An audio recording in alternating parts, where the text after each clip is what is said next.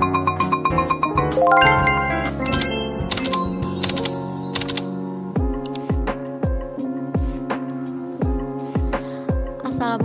warahmatullahi wabarakatuh.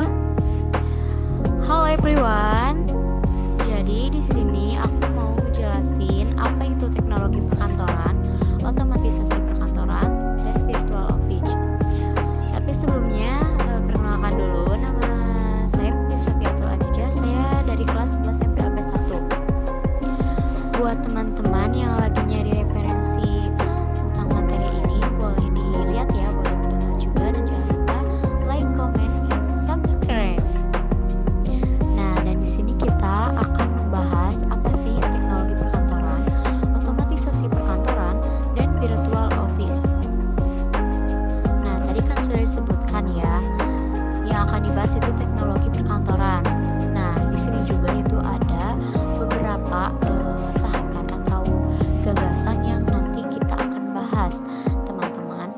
Jadi yang pertama itu ada pengertian teknologi perkantoran, yang kedua ada pengaruh perkembangan teknologi perkantoran, yang ketiga peran teknologi perkantoran dalam pekerjaan, dan yang keempat itu jenis-jenis peralatan kantor.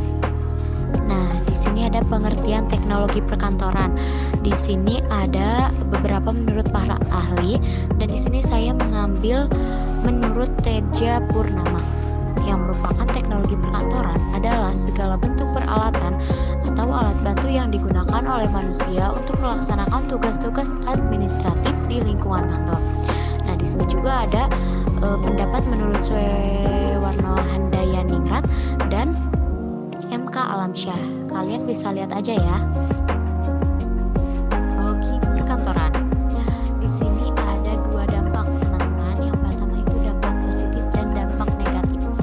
Di sini saya akan menyebutkan beberapa dampak positifnya. Yang pertama itu meningkatkan mutu tenaga kerja, yang kedua meningkatkan gairah dan kedisiplinan bagi tenaga kerja, yang ketiga meringankan tenaga dan pikiran pegawai. Dan dampak negatifnya itu salah satunya yaitu mengurangi penggunaan tenaga kerja atau menambah pengangguran. Yang kedua, kesulitan untuk mencari tenaga kerja yang memiliki tingkat keterampilan tertentu. Yang ketiga, menimbulkan ketergantungan kepada mesin yang akan menimbulkan pemborosan. Nah, kalian bisa dilihat-lihat lagi aja tentang materi-materinya, karena aku nyebutinnya bakal cuma beberapa doang. Selanjutnya itu jenis-jenis mesin peralatan kantor. Di sini ada 3 jenis-jenis mesin peralatan kantor, yaitu ada mesin komputer, ada mesin fotokopi, dan mesin faksimile. Lanjut, tadi kan sebelumnya kita sudah membahas tentang teknologi perkantoran. Nah, di sini kita akan membahas tentang otomatisasi perkantoran. Otomatisasi perkantoran adalah penggunaan sebuah sistem informasi yang dapat memudahkan komunikasi secara formal ataupun informal yang bertujuan untuk meningkatkan produktivitas. Tahap-tahap penerapan otomatisasi perkantoran. Yang pertama, tradisional, yakni penggunaan teknologi utamanya ditujukan untuk mengurangi biaya dan meningkatkan produktivitas. Yang kedua, transisional, yaitu ditandai dengan mulai digunakannya proses data secara elektronik serta dibangunnya aplikasi untuk keperluan pengarsipan, penyimpanan, dan komunikasi yang berbasis komputer. Yang ketiga, transformasional, yang merupakan konvergensi telekomunikasi dan informasi atau ICT. Apa sih tujuan otomatisasi perkantoran? Nah, di sini saya bakal nyebutin apa aja tujuan otomatisasi perkantoran, yaitu meminimalkan atau penghindaran biaya. Yang kedua, pemecahan masalah kelompok. Yang ketiga, pelengkap ya, bukan pengganti. Yang keempat, penggabungan dan penerapan teknologi. Yang kelima, memperbarui proses pelaksanaan pekerjaan di kantor. Dan yang terakhir, meningkatkan efektivitas pekerjaan. Nah, itu yang aku sebutin barusan merupakan tujuan otomatisasi perkantoran.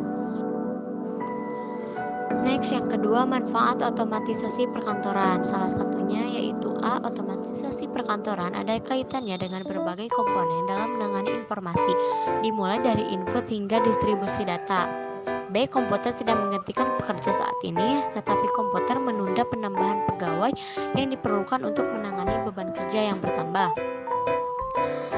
Lanjut, cara OA berkontribusi pada komunikasi ke dan dari manajer membuatnya sangat cocok diterapkan untuk memecahkan masalah kelompok. Tuh, salah satu dari manfaat otomatisasi perkantoran. 3. Jenis-jenis otomatisasi perkantoran. Pertama, sistem komunikasi elektronik atau Electronic Communication System. B. Sistem kolaborasi elektronik. C. Sistem publikasi dan pengolahan image elektronik. D. Sistem pengolahan kantor atau Office Management Systems. E. Sistem elektronik formal. Dan F. Sistem elektronik informal. 4. Aplikasi otomatisasi perkantoran. A. Pengolahan kata atau word processing, yang merupakan penggunaan peralatan elektronik otomatisasi yang diperlukan untuk menyiapkan dokumen yang akan diketik atau dicetak.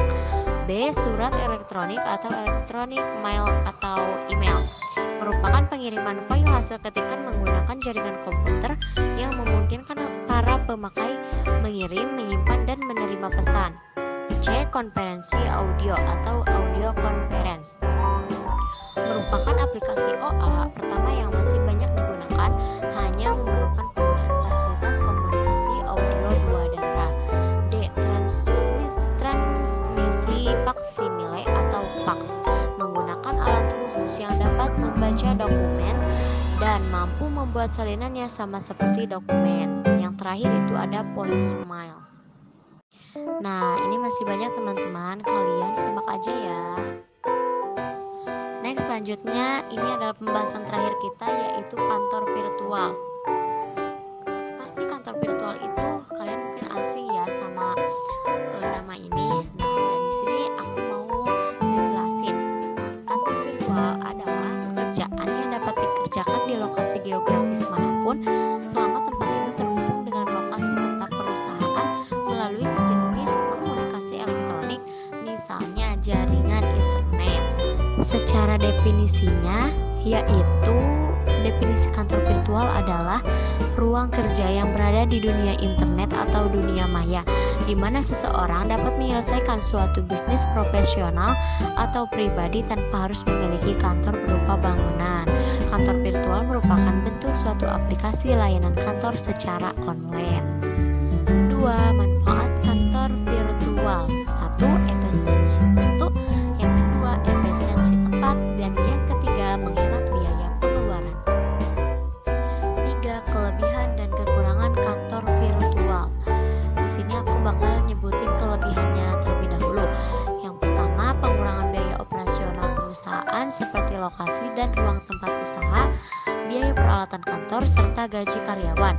Yang kedua, kantor virtual menggunakan jaringan komunikasi formal. Seluruh bentuk komunikasi terjadi melalui kantor virtual tercatat secara formal.